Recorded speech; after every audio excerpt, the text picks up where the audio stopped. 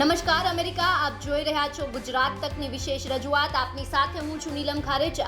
દેશ દુનિયાના તમામ મહત્વના સમાચાર પર નજર કરીશું, પરંતુ સૌથી પહેલા નજર કરીએ મુખ્ય સમાચાર પર. બીબીસીની દિલ્હી મુંબઈ ઓફિસમાં આઈટીની રેડ. કોંગ્રેસે કહ્યું આ અઘોષિત કટોકટી. ભાજપ સાંસદે કહ્યું પહેલા તમે અરીસો જુઓ. અદાણી મામલે અમિત શાહે કહ્યું છુપાવવા જેવું આમાં કંઈ નથી, ભાજપે ડરવાની જરૂર નહીં. કોંગ્રેસે અદાણીનો પક્ષ લેવાના કર્યા હતા આક્ષેપ. અમૂલ ડેરીમાં આમૂલ પરિવર્તન. ચેરમેન પદે વિપુલ પટેલની વરણી, તો વાઇસ ચેરમેનના પદ પર કાંતિભાઈ સોઢા પરમારની વરણી. વેલેન્ટાઇન ડેની ઉજવણીમાં બજરંગ દળની દાદાગીરી. ઉજવણી કરતા યુવક યુવતીઓ પાછળ દંડા અને ધોકા લઈને દોડ્યા કાર્યકર.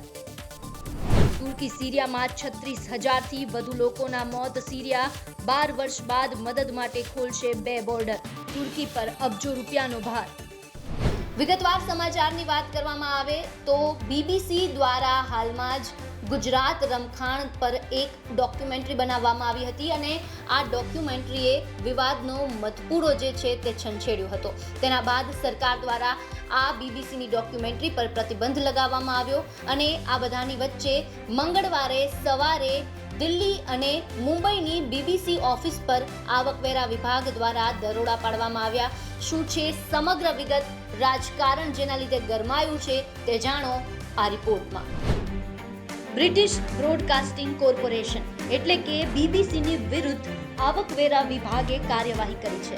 બીબીસીની દિલ્હી અને મુંબઈ સ્થિત ઓફિસ પર ઇન્કમ ટેક્સની રેડ કરવામાં આવી છે અને સર્વેની કામગીરી હાથ ધરાઈ છે. બીબીસીના તમામ કર્મચારીઓના ફોન પણ જપ્ત કરી લેવાયા છે. મંગળવાર સવારે ઇન્કમ ટેક્સના અધિકારીઓ આ ઓફિસ પહોંચ્યા હતા. ઉલ્લેખનીય છે કે હાલમાં જ બીબીસી દ્વારા બનાવવામાં આવેલી ડોક્યુમેન્ટરી પર તંત્ર દ્વારા પ્રતિબંધ જાહેર કરવામાં આવ્યો, જેના બાદ આ બીબીસી પરની મોટી કાર્યવાહી છે. આ સર્વેની કામગીરીમાં 15 અધિકારીઓ સામેલ હોવાની વિગતો જાણવા મળી રહી છે. ત્યારે બીબીસી પર આ કાર્યવાહીને લઈને વિપક્ષે સરકારને ઘેરવાનું શરૂ કર્યું છે. કોંગ્રેસનું કહેવું છે કે પહેલા બીબીસીની ડોક્યુમેન્ટરી આવી અને તેના પર પ્રતિબંધ લગાવાયો અને હવે બીબીસી પર આઈટીના દરોડા પડ્યા. આ અઘોષિત કટોકટી છે. તો કોંગ્રેસના આ આક્ષેપ પર ભાજપે પણ જવાબ આપ્યો છે અને કહ્યું છે કે કોંગ્રેસે અરીસો જોવાની જરૂર છે. यहाँ हम जेपीसी की मांग कर रहे हैं अडानी के मामले में और वहाँ सरकार बीबीसी के पीछे पड़ी हुई है. विनाश काले विपरीत बुद्धि. अगर बीबीसी का जहाँ ये डॉक्यूमेंट्री बनी उसका मुख्यालय हिंदुस्तान में कहीं होता तो ईडी, मान लो ईडी बिजी है तो सीबीआई बिजी है तो इनकम टैक्स बिजी है तो एसएफआईओ बिजी है तो डीआरआई बिजी है तो लोकल पुलिस भी मान लो बिजी है तो ट्रोल आर्मी. पर अनफॉर्चुनेटली फॉर मोदी गवर्नमेंट आंखें बंद करने से सच्चाई नहीं छुप सकती. आप इन चीजों को बंद कर दोगे उससे सच्चाई छुप जाएगी क्या? बीबीसी के अगर कृत्य देखें, जिसके उदाहरण मैं आपके समक्ष अभी पेश करूंगा, तो ये पूरे विश्व की सबसे भ्रष्ट बकवास कॉरपोरेशन हो गई है. और दुख की बात यह है कि बीबीसी का प्रोपेगेंडा और कांग्रेस का एजेंडा एक साथ मेल खाता है. हम सब जानते हैं कि विश्व पटल पर किस तरह से श्री नरेंद्र मोदी जी के नेतृत्व में भारत आगे बढ़ रहा है, G20 की अध्यक्षता कर रहा है. बहुत सी ऐसी शक्तियां हैं जिनको ये बिल्कुल नहीं भाता है. और जब जब भारत आगे बढ़ता है तो ये एजेंसियां हों या राहुल गांधी और कांग्रेस पार्टी और जो राजनीतिक दल विपक्ष में है, उनको बड़ा दर्द होता है. सबसे पहले तो बीबीसी का जो इतिहास है कलंकित, काला, द्वेष भावना से भारत के खिलाफ कार्य करने का रहा है. और कांग्रेस पार्टी को सबसे पहले तो ये याद करना चाहिए किस तरह से देश की प्रधानमंत्री श्रीमती इंदिरा गांधी जी ने खुद बीबीसी पे बैन लगाया। આપને જણાવી દઈએ કે દિલ્હી ઉપરાંત આવકવેરા વિભાગના અધિકારીઓ સર્વે માટે મુંબઈમાં સાંતાક્રુઝ સ્થિત બીબીસી સ્ટુડિયો પણ પહોંચ્યા. કહેવાઈ રહ્યું છે કે સર્વે બાદ આવકવેરા વિભાગ બીબીસીના નાણાકીય દસ્તાવેજોની તપાસ કરશે અને રિપોર્ટ બનાવીને આગળ સંબંધિત અધિકારીને પહોંચાડશે. જો કોઈ પણ પ્રકારની અનિયમિતતા મળે તો ઔપચારિક તપાસ કરાશે. બ્યુરો રિપોર્ટ, ગુજરાત તક. બીબીસીની ડોક્યુમેન્ટરીનો જે વિવાદ છે તે ચરમસીમાએ પહોંચ્યો છે. આ બધાની વચ્ચે ન્યૂઝ એજન્સી ANI-ને કેન્દ્રીય ગૃહમંત્રી અમિત શાહે એક ઇન્ટરવ્યૂ આપ્યો હતો અને આ ઇન્ટરવ્યૂમાં બીબીસીની ડોક્યુમેન્ટરીને લઈને અમિત શાહને સવાલ કરાયો હતો. ત્યારે અમિત શાહે તેના જવાબમાં શું કહ્યું છે તે સાંભળો. क्या कोई कंस्पिरेसी है सर, जैसे बीबीसी का डॉक्यूमेंट्री हो या फिर ये सब ये हिंडनबर्ग का रिपोर्ट हो, क्या आप भी ऐसे देखते हैं कि ये कोई देखिए conspiracy सत्य है? जो होता है इस पर 1000 कॉन्स्पिरेसी कर लो, कुछ नहीं होता है. वो करोड़ों सूर्य की भांति तेजस्वी बनकर ही बाहर आता है. ये तो मोदी जी के पीछे 2002 से कर रहे हैं और हर बार मोदी जी मजबूत होकर सच्चे बनकर और जनता की ज्यादा लोकप्रियता हासिल कर बाहर आए. સમાચારમાં આગળ વધીએ અને વાત કરીએ તો હિન્ડનબર્ગના રિપોર્ટ બાદ અદાણી ગ્રુપને ખૂબ જ મોટો ફટકો લાગ્યો અને કરોડોનું નુકસાન છે તે અદાણી ગ્રુપને ઉઠાવવું પડ્યું છે. આ બધાની વચ્ચે અદાણી ગ્રુપને લઈને વિપક્ષ છે તે સતત સરકાર પર નિશાન સાધી રહ્યું છે. સડકથી લઈને સંસદ સુધી વિપક્ષ દ્વારા સરકાર પર કટાક્ષ કરવામાં આવી રહ્યા છે, આક્ષેપો લગાવવામાં આવી રહ્યા છે. ત્યારે અત્યાર સુધીમાં પ્રધાનમંત્રી નરેન્દ્ર મોદીને પણ ઘણી વખત નિશાને લેવામાં આવ્યા છે, પરંતુ ભાજપ તરફથી આ મુદ્દે કોઈ ખાસ નિવેદન સામે નથી આવ્યું. આ બધાની વચ્ચે ન્યૂઝ એજન્સી ANI-ને એક ઇન્ટરવ્યૂ આપ્યો હતો કેન્દ્રીય ગૃહમંત્રી અમિત શાહે. ત્યારે અદાણી મુદ્દાને લઈને કેન્દ્રીય મંત્રી અમિત શાહે આ મુદ્દે મૌન તોડ્યું છે. શું કહ્યું છે અમિત શાહે આ મુદ્દે સાંભળો. इस पर परिवारवाद का आरोप लगाते हैं, वहीं कांग्रेस जो है अब आप पर, आपकी पार्टी पर, आप पर नहीं आपकी पार्टी पर मित्रता का आरोप लगा रही है कि मित्र, बीजेपी के जो मित्र हैं अडानी जी के बारे में कहा जाता है कि उनको सभी कॉन्ट्रैक्ट्स मिल रहे हैं और बीजेपी जो है उनका जो डिफेंस है वो इतना नहीं है, इतना स्ट्रांग नहीं है. अभी सुप्रीम कोर्ट ने केस का संज्ञान लिया है. देश की कैबिनेट के सदस्य नाते जब सुप्रीम कोर्ट ने किसी मैटर को सीज किया हो उस वक्त मेरे लिए बोलना ठीक नहीं होगा, परंतु इसमें बीजेपी के लिए कुछ छुपाने को नहीं है और ना किसी बात से डरने की जरूरत है. जी, निर्मला जी ने भी कहा था संसद में कि हमें कांग्रेस से करप्शन के बारे में सीखने की जरूरत नहीं है, कि मतलब वो हमको जो पाठ पढ़ाने की कोशिश कर रहे हैं हमको आपसे सीखने की जरूरत नहीं है, ये उन्होंने संसद में कहा था. लेकिन राहुल गांधी जी की पूरी स्पीच जो है सिर्फ अदानी अदानी अदानी पर था. अब वो तो उनको क्या स्पीच देनी, उनको सोचना चाहिए. इनकी जो स्क्रिप्ट लिखते हैं इन लोगों को सोचना चाहिए. इसमें मैं कुछ नहीं कर सकता. ગુજરાત વિધાનસભાની ચૂંટણીમાં પ્રચંડ જીત મેળવ્યા બાદ હવે ભારતીય જનતા પાર્ટી છે તે સહકારી ક્ષેત્રમાં પણ કેસરીઓ લહેરાવી રહી છે. મંગળવારે ખેડા દૂધ સહકારી ક્ષેત્રમાં ભાજપનો વિજય થયો છે. જિલ્લા દૂધ ઉત્પાદક સંઘ અમૂલ ડેરીમાં ચેરમેન અને વાઇસ ચેરમેનની ચૂંટણી યોજાઈ હતી, જેને લઈને ચરોતર પંથકનું રાજકારણ ગરમાયેલું જોવા મળ્યું. આ સાથે જ અમૂલ પર કોંગ્રેસનું શાસન ખતમ થયું છે અને ભાજપના હાથમાં સત્તા પહોંચી છે. ત્યારે વિપુલ પટેલની ચેરમેન તરીકે અને કાંતિ સોઢા પરમારની વાઇસ ચેરમેન તરીકે વરણી કરવામાં આવી છે. અમૂલ ડેરી માટે આજે ચેરમેન અને વાઇસ ચેરમેનની ચૂંટણી પૂર્ણ થઈ છે અને ચેરમેન પદે ખેડા જિલ્લા ભાજપ પ્રમુખ વિપુલભાઈ પટેલ અને વાઇસ ચેરમેન પદે કાંતિભાઈ સોઢા પરમારની નિયુક્તિ કરવામાં આવી છે. ત્યારે આજે આપણી સાથે જોડાયા છે વિપુલભાઈ પટેલ. આપણે એમની સાથે વાત કરીશું કે વિપુલભાઈ, આપની પ્રથમ પ્રતિક્રિયા આપની ચેરમેન તરીકે નિયુક્તિ થઈ છે. મને આજે પશુપાલકોની મોટી સંસ્થામાં જે ચેરમેન તરીકે નિમણૂક કરી છે, હું આનંદની અને હર્ષની લાગણી અનુભવું છું. શું કહેશો, હવે જ એક આટલા સમયથી રામસિંહ પરમાર જે પ્રમાણે અમૂલનું જે સુકાન સંભાળ્યું હતું એ પ્રમાણે તમારી સામે કેવા પડકાર રહેશે? પડકારોમાં તો કંઈ નહીં, અમે બધા એક છીએ. મને માર્ગદર્શન એમના તરફથી એ મળેલું છે અને મળતું રહેશે એવી આશા રાખું છું. મારા બોર્ડના સભ્યોએ મને બિનહરીફ જે નિમણૂક કરી છે એ બદલ બોર્ડના સભ્યોનો પણ સાથ સહકાર મળી રહેશે એવી અપેક્ષા છે. ચોક્કસથી જે પ્રમાણે ખેડા જિલ્લા વિધાનસભાની જે જ્યારે ચૂંટણી હતી ને 6 બેઠક જ્યારે ભાજપ જીતી હતી અને એની પાછળનું મુખ્ય કારણ પણ તમારું જે નેતૃત્વ છે અને આ વખતે જ્યારે અમૂલ ડેરીના જે ડિરેક્ટરો જે છે એમને પણ ભાજપમાં લાવવા માટે તમારી પણ એક ભૂમિકા છે એવું કહેવામાં આવી રહ્યું છે. શું કહેશો? ભાજપ જે પ્રક્રિયા ભાજપ પાર્ટી જે રીતે કામ કરે છે એનાથી આકર્ષાઈને કોંગ્રેસના સભ્યોને એવું થતું હતું અમે સેવાકીય પ્રવૃત્તિઓ વધુ કરીએ છીએ અને એમને પણ સેવાનો લાભ લેવો હતો, એટલા માટે અમારામાં ભાજપમાં પ્રવેશ મેળવ્યો છે એ લોકોએ. પશુપાલકો માટે કેવી નીતિ રહેશે?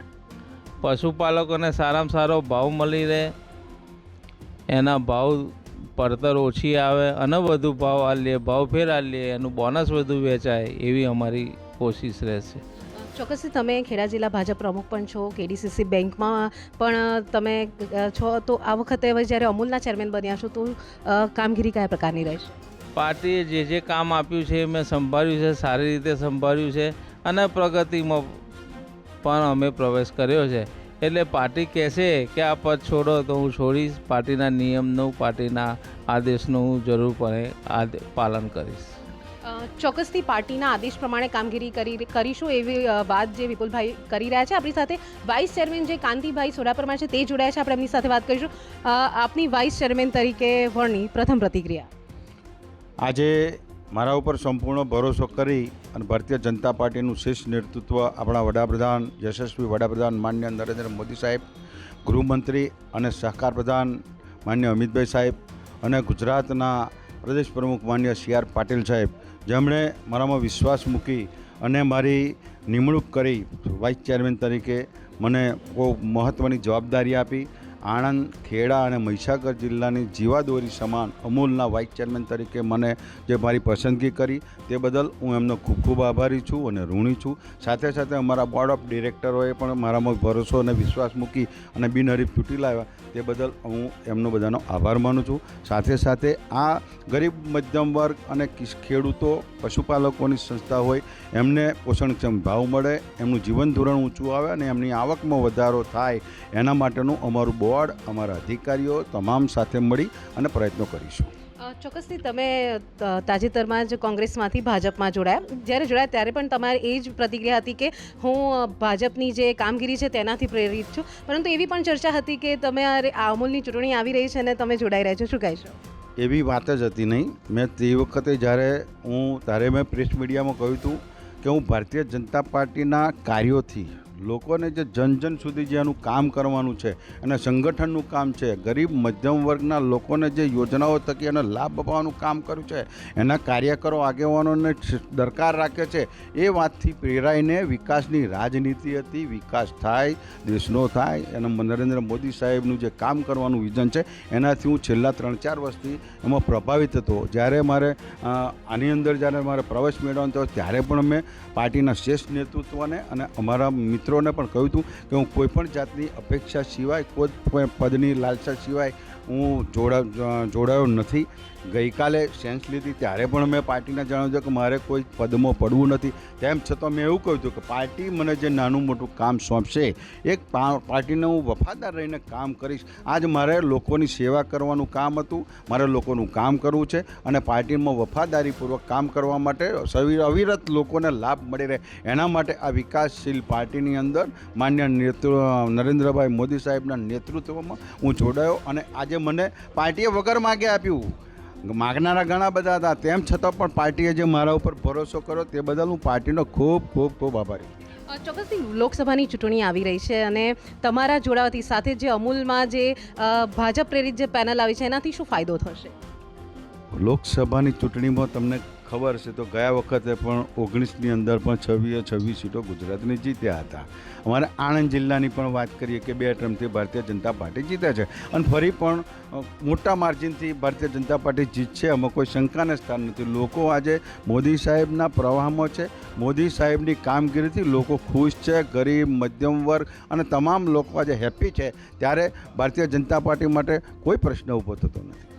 ચોક્કસથી જે પ્રમાણે ભારતીય જનતા પાર્ટી દ્વારા આ વખતે મેન્ડેટ આપવામાં આવ્યું હતું અને મેન્ડેટ પ્રમાણે આ વખતે ઇલેક્શન નહીં પરંતુ અમૂલમાં સિલેક્શન પ્રક્રિયા કરવામાં આવી હતી અને સિલેક્શન પ્રક્રિયા પ્રમાણે ચેરમેન તરીકે ખેડા જિલ્લા ભાજપ પ્રમુખ જે છે વિપુલભાઈ પટેલ અને વાઇસ ચેરમેન પદે તાજેતરમાં જ કોંગ્રેસમાંથી ભાજપમાં આવેલા કાંતિભાઈ સોઢા પરમાર કે જેઓ આણંદ વિધાનસભાના પૂર્વ ધારાસભ્ય છે તેઓની વરણી કરવામાં આવી છે અને તેઓને અત્યારે જે અભિનંદન પાઠવવા માટે ખેડા અને આણંદ તમામ જગ્યાએથી જે ભાજપના હોદ્દેદારો જે છે કાર્યકરો છે તે આવી ગયા છે અને મોટી સંખ્યામાં લોકો જે છે તેમને અભિનંદન પાઠવી રહ્યા છે.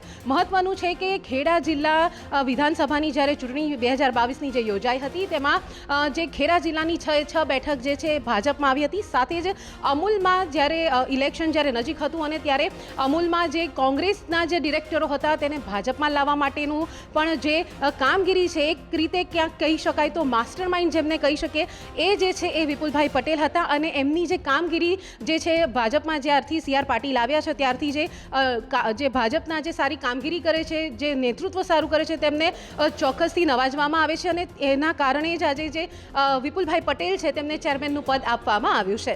હેતાલી શાહ, ગુજરાત તક, આણંદ. સમાચારોનો પ્રવાહ યથાવત રહેશે પરંતુ હાલ સમય થયો છે એક નાનકડા વિરામનો.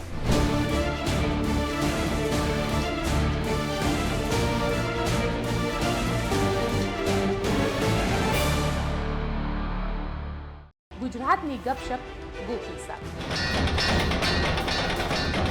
कि भूपेंद्र नरेंद्र का रिकॉर्ड तोड़े. નમસ્કાર, આપ જોઈ રહ્યા છો ગુજરાતના ગુજરાત કોનું બીજેપી મોદીજી ભાજપનો નરેન્દ્ર મોદી. હું કાલે બીજેપીના કાર્યાલય ઉપર હતો અને લોગ ત્યાં ગુજરાત તકની વાત કરતા હતા. पेट्रोल और डीजल को आप लेकर आइए. પણ જો આ બેરોજગારીને ઘટાડવી હોય તો સાહેબ સરકાર બદલવી પડે મારા મત મુજબ. ભાજપનો ખંભાત બેઠક જે છે ગઢ ગણાય છે પણ આ વખતે એ ગઢમાં કોંગ્રેસ ગાબડું પાડી શકે. સત્તાનું સુકાન કોના સર જશે એનો ફેસલો બસ થોડાક જ ક્ષણોમાં થઈ જશે અને સ્થાનિક જે ભાજપના જ આગેવાનો કહેવાય છે એ તેમના જ ઉમેદવારને હરાવવામાં પડ્યા હતા. સટીક જાણકારી આપ ગુજરાત તક પર જોઈ શકો છો. ગુજરાતનો કયો યુવાન ભારતીય જનતા પાર્ટીની છેલ્લી 5 વર્ષની સરકારથી ખુશ છે?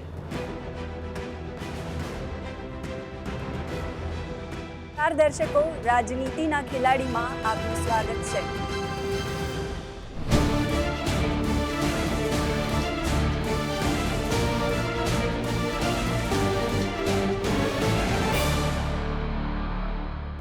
સમાચારમાં આગળ વધીએ અને વાત કરીએ તો પ્રેમમાં પડેલા યુગલો જેની કાગ ડોળે રાહ જોતા હોય છે તેવા વેલેન્ટાઇન્સ ડેની દુનિયાભરમાં ઉજવણી થઈ. એક તરફ જ્યાં પ્રેમીઓ એકબીજાને પ્રેમનો એકરાર કરતા જોવા મળ્યા હતા ત્યારે બીજી તરફ ગાંધીનગરમાં બજરંગ દળના કાર્યકર્તાઓ દ્વારા અહીં યુગલોને ભગાડતા જોવા મળ્યા. શું છે સમગ્ર વિગત જાણો આ રિપોર્ટમાં.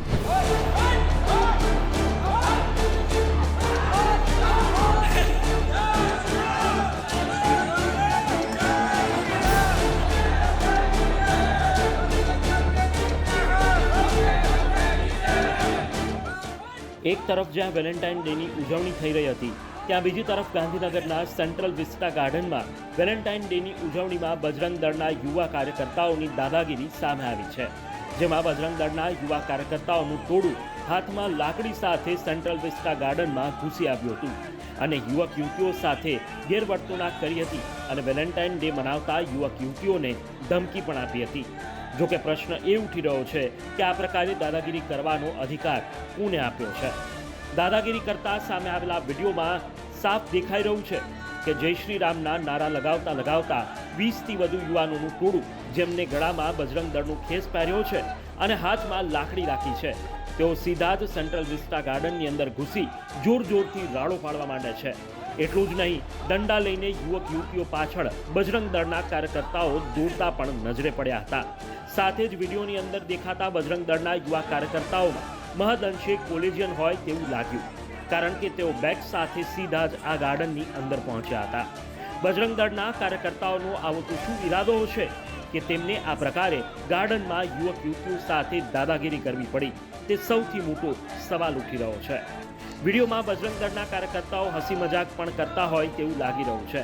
તેમના મોઢા પર યુવક યુવતીઓને હેરાન કરવાનો સીધો જ ભાવ નજર આવી રહ્યો છે. જો કે આ મામલે પોલીસ કોઈ કાર્યવાહી કરે છે કે કેમ તે તો જોવું જ રહ્યું. બ્યુરો રિપોર્ટ, ગુજરાત તક. વેલેન્ટાઇન્સ ડેની દુનિયાભરમાં ઉજવણી થઈ અને ગુજરાત તકે કેટલાક રાજનેતાઓ સાથે વેલેન્ટાઇન્સ ડે મુદ્દે વાતચીત કરી હતી. આમ તો આ રાજનેતાઓ આરોપ પ્રત્યારોપની રાજનીતિ કરતા દેખાતા હોય છે, ત્યારે અમે જાણવાનો પ્રયાસ કર્યો કે આ રાજનેતાઓના જીવનમાં પ્રેમનું મહત્વ શું છે. આવા જ એક નેતા અલ્પેશ ઠાકોર ભારતીય જનતા પાર્ટીના નેતા છે. તેમની સાથે અમારા સહયોગીએ વાત કરી હતી અને આ દરમિયાન અલ્પેશ ઠાકોર અને તેમના પત્નીએ તેમની પ્રેમ કહાની જણાવી હતી. નમસ્કાર, આપની સાથે હું છું સેજલ. વેલેન્ટાઇન સ્પેશિયલમાં આપનું સ્વાગત છે. આજે આપણે વાત કરીશું ભારતીય જનતા પાર્ટીના એવા નેતા સાથે કે જે સાચું સંભળાવી દેવામાં કોઈની સાડાબારી નથી રાખતા. એમના પ્રેમની કહાની વિશે આજે વાત કરીશું. આપણી સાથે છે અલ્પેશ ઠાકોર. અલ્પેશભાઈ, સૌથી પહેલાં તો ગુજરાત તકમાં આપનું સ્વાગત છે. વેલેન્ટાઇન સ્પેશિયલ અમે કરી રહ્યા છીએ અને અમારે એ જાણવું છે કે ભારતીય જનતા પાર્ટીના નેતા કે જે સરકારની સામે બાયો ચડાવવાની હોય કે પાર્ટી બદલવાની હોય કે સાચું બોલવાનું હોય, ક્યારેય કોઈની સાડાબારી નથી રાખતા. પ્રેમ કેવી રીતે થયો આપને? એટલે સાચું બોલનારા લડાયક લોકોને પ્રેમ ના થાય એવું હોય થોડું? ના, એટલે પ્રેમ તો થાય, પણ કઈ રીતે થયો એમ? જો પ્રેમ થઈ જાય છે એ કઈ રીતે થયો કે કારણો નહીં જાણતા, જ્યારે થવાનો ત્યારે થઈ જાય છે. કોલેજના એ વર્ષોની અંદર અમે બંને એકબીજાને મળ્યા અને લગભગ 2-3 વર્ષ તો એમની જ ફર્યા અમે બંને, અને બંને એકબીજાને સમજવા લાગ્યા. બંનેને એકબીજાની સાથે તમામ પ્રકારના વિચારો મળવા લાગ્યા, એકબીજાની સાથે રહેવું ગમતું, એકબીજા સાથે વાત કરવી ગમતી, એકબીજા સાથે એ તમામ પળો માણવી ગમતી. અને પછી છેલ્લે અમે નિર્ણય કર્યો લગ્ન કરવા. બંને પરિવારની સહમતિથી થયા લગ્ન. આજે તો 26 વર્ષ થયા અમારા લગ્ન, હમણાં જ એનિવર્સરી ગઈ. અને ખૂબ પ્રેમ આપ્યો એને, મને ખૂબ સહકાર આપ્યો, ખૂબ સમર્થન આપ્યું. મારી એ હરેક પળમાં ઊભી રહી. એ મારા સંઘર્ષના સમયમાં પણ મારી જોડે, એ મારા એક સુખ અને દુઃખના તમામ પળમાં મારી સાથે ઊભી રહી છે. ઇલેક્શનમાં પણ એ હોય એટલે મને અડધો ભાર તો એમ જ જતો. અલ્પેશભાઈ, સૌથી પહેલા પ્રપોઝ કોણે કર્યું, તમે કે ભાભી? હવે આમાં ઈગો પ્રશ્ન નહીં બનાવો. આમ તો અમે બંને એકબીજાને સહમત, પણ મેં જ કર્યું હતું. એ કહેશે એણે કર્યું હતું, પણ મેં જ કર્યું હતું. અને ભાભી, સાચું શું છે? ના, પહેલા એમણે કર્યું હતું, પણ બંનેને બહુ પ્રેમ હતો એકબીજા પ્રત્યે પહેલેથી. ફ્રેન્ડ હતા પહેલા અમે બંને, પછી સાથે રહેતા બંનેને બહુ જ વધારે પડતું એ થઈ ગયું. પછી અમે બંને નહેરુ બ્રિજના અમે બંને ચાલીને જતા અમે 2 વર્ષ સુધી એવી રીતે જતા હતા. પછી બધી વાતો કરી, એકબીજાની સાથે રહીએ, અટેચમેન્ટ વધી ગયું બંનેનું. પછી બંને મેરેજ કરવાનું ડિસાઈડ કર્યું. તમને નવી લાગે? નહેરુ બ્રિજ પતંગ હોટલની સામે અમે બંને એકબીજાને પ્રપોઝ કરેલું, બંને એકલા જ. અને એણે પણ, જો કે અમે એક વર્ષ તો અમને બંનેને ખબર હતી, તેમ છતાં પ્રપોઝ કરવાની હિંમત એકબીજાને નતા કરતા. અને પછી 1 વર્ષ પછી પ્રપોઝ કર્યું. પછી તો તમારી સામે છે. અલ્પેશ ઠાકોરની તો તમે પ્રેમ કહાની સાંભળી. આવા જ એક નેતા કે જેણે એક સમયે ગુજરાતના રાજકારણમાં ભૂકંપ લાવી દીધો હતો, તેવા જિગ્નેશ મેવાણી પ્રેમ વિશે શું કહી રહ્યા છે તે પણ સાંભળો. જિગ્નેશ મેવાણી પોતે અહીંયા હાજર છે, તેમની સાથે વાત કરીએ. જિગ્નેશભાઈ, તમારા મુતાબિક પ્રેમની વ્યાખ્યા શું છે? લાગે છે કે આજે તમે મને ભરાઈ દેવાના છો, પણ સૌ પ્રથમ તો ગુજરાત તકના અને ગુજરાતના અને દેશના સૌ જ લોકોને, પ્રેમી પંખીડાઓને ખાસ કરીને હેપી વેલેન્ટાઇન ડે. પ્રેમ તબિયતથી કરવો જોઈએ. એક જ લાઈફ મળી છે, બધા થોડાક દિવસોના ગરાક છે આમ જોવા જઈએ તો. એટલે જીવનમાં થાય એટલો નિખાલસતાપૂર્વક ખુલીને પ્રેમ કરવો જોઈએ. આપણા દેશમાં જાતિ વ્યવસ્થા હોવાના કારણે, કાસ્ટ સિસ્ટમના કારણે ક્યાં લગ્ન કરવા અને ક્યાં લગ્ન નહીં કરવા એ કાસ્ટ સિસ્ટમે ડિસાઇડ કરેલું. એનું પાંજરું, એનું કુંડાળું, એની ક્લચીસ, એની બંધનો, એની સાંકળો તોડીને આપણે પ્રેમ કરવો જોઈએ. મરીઝ સાહેબનો, ગુજરાતના એક મહાન કવિ અને શાયરનો શેર છે કે દિલ એવું રાખ જેમાં મોહબ્બતનો ગમ રહે, ને ગમ એવો રાખ જે ન રહે તો ન દમ રહે. એટલે ખુલીને પ્રેમ કરવો જોઈએ. પ્રેમની મારી પરિભાષા શું છે એવું તો કંઈ પરિભાષા હું આપી શકતો નથી, પરિભાષિત કરી શકું પ્રેમને એવો કેપેબલ માણસ નથી. જગતના અનેક કવિઓએ, ફિલોસોફરે અનેક બધી વાતો કરી છે. મરી સાહેબનો બીજો એક શેર તમને આ મુદ્દે કહી શકું કે હા, આમ તો સૌને પ્રેમ કરવાને મેં લીધો તો જન્મ, વચમાં તમે જરાક વધારે ગમી ગયા. એટલે વેલેન્ટાઇન ડેના દિવસે અને એના સિવાય પણ તમને કોઈ પણ બંધનો વગર મુક્ત મને પ્રેમ કરવો જોઈએ. પ્રેમ ખાલી તમે છોકરીને જ કરો, તમારા ગમતા પાત્રને જ કરો એવું જરૂરી નથી. તમારા મા બાપને, તમારા મિત્રોને, જગતમાં બધાને પ્રેમ કરવો જોઈએ. જિગ્નેશ મેવાણીએ કોઈને પ્રેમ કર્યો છે? ઘણા બધા આઈ લવ યુ પણ કીધા છે. હા, સ્વાભાવિક છે. તો જિગ્નેશ મેવાણી હજી સુધી, એટલે જિગ્નેશ મેવાણી એ જે પ્રેમી તરીકે જિગ્નેશ મેવાણીને તમે કઈ રીતે જુઓ છો? હું તો અનંત પ્રેમી છું, અખંડ પ્રેમી છું, અનંત પ્રેમી છું. એ મારી યાત્રા ચાલુ જ છે અને ચાલુ જ રહેશે. ભાજપના અલ્પેશ ઠાકોર અને કોંગ્રેસના જિગ્નેશ મેવાણીએ પ્રેમ વિશે જે વાત કરી તે તો તમે સાંભળી, અને હવે સાંભળો આમ આદમી પાર્ટીના ધારાસભ્ય ચૈતર વસાવા પોતાના બંને પત્નીઓ માટે વેલેન્ટાઇન્સ ડે પર શું કહી રહ્યા છે. ચેતરભાઈ સાથે આપણે રાજકીય વાત નહીં પરંતુ એમની પરિવારની વાત કરીશું અને એમને જ પૂછીશું. ચેતરભાઈ, ધારાસભ્ય તરીકે તમારી કામગીરી તો વધી છે, પરંતુ જે ફેમિલી સાથે કેવી રીતે તમે જીવન જીવો છો અને વર્ષાબેન અને શકુંતલાબેનની કહાની કહો, કેવી રીતે તમારે એમની સાથે મુલાકાત થઈ અને લગ્ન થયા? હા, સૌપ્રથમ નમસ્કાર બધાને. હું જ્યારે સૌપ્રથમ અભ્યાસ કરતો હતો એકલવ્ય ઉત્તર બુનિયાદી વિદ્યાલય થવા ખાતે 2006માં ત્યાં હું BRS કોલેજ તરીકે ત્યાં જ ગયો. ત્યારે સૌપ્રથમ ત્યાંના નજીકના ગામના શકુંતલા જે છે એ નજીકના ગામના, અને અમે ત્યાં 11-12થી સાથે ભણતા હતા. તો એમની સાથે પરિચય થયો, પછી એમના પરિવાર સાથે પણ પરિચય થયો અને અમે પ્રેમ સંબંધમાં અમે બંધાયા. પછી પ્રેમ સંબંધમાં બંધાયા, સાથે ભણ્યા. પછી ગામ આ મારું ગામ બોગત છે, ત્યાં પણ આ વર્ષા આ ગામના જ છે. તો એમની સાથે પણ અવારનવાર અમારે જે સામાજિક પ્રસંગો હોય, હોળી હોય, દિવાળી હોય, મળવાનું થયું. તો એમની સાથે પણ અમારે એકબીજાને પછી એમની સાથે પણ પ્રેમ સંબંધ બંધાયા. જ્યારે મેરેજ કરવાનો સમય આવ્યો ત્યારે મારા માટે એક મૂંઝવણ હતી કે હવે મેરેજ કોની સાથે કરવાના, કઈ રીતના કરવાના. પણ સારા એવા સમજુ, સારા ભણેલા હતા અને એકબીજાની ટ્યુનિંગ થતો હતો. એટલે શરૂઆતમાં અમે 2011ના ડિસેમ્બરમાં મારા શકુંતલા સાથે મેરેજ થયા.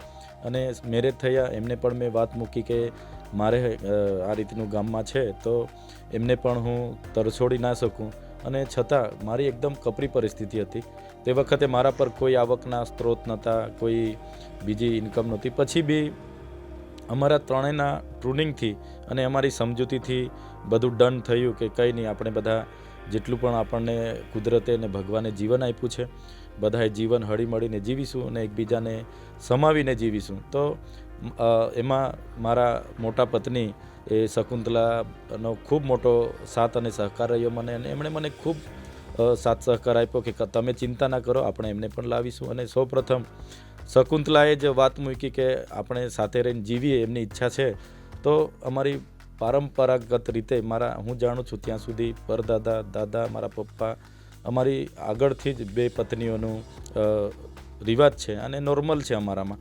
તો મેં શકુંતલાને પ્રપોઝ કર્યું, એમની સાથે મેરેજ કર્યું. પછી વર્ષા સાથેની વાત પણ એમને કરી કે મારે ગામમાં પણ આ રીતના વર્ષા સાથે સંબંધ છે તો એમને પણ આપણે તરછોડી નથી શકતા. તો એમણે મને કીધું કે વાંધો નહીં, તમે ચિંતા નહીં કરો. એમના પરિવાર સાથે એમણે વાત કરી, એમના પરિવારે પણ સહમતિ આપી. મારા પરિવાર સાથે અમે બેઠા, એમણે પણ સહમતિ આપી. પછી અમે સાથે મળીને વર્ષાના પરિવાર અને વર્ષા સાથે પણ વાત કરી. તો વર્ષાએ પણ ત્યાં સહમતિ આપી કે આપણે જે છે એમાં એડજસ્ટ કરીને આપણે જીવીશું અને પ્રેમ ભાવથી. બુલેટિનમાં બસ આટલું જ. મને રજા આપશો. સાથે જ દેશ દુનિયાના તમામ મહત્વના સમાચાર માટે જોતા રહો ગુજરાત તક. નમસ્કાર.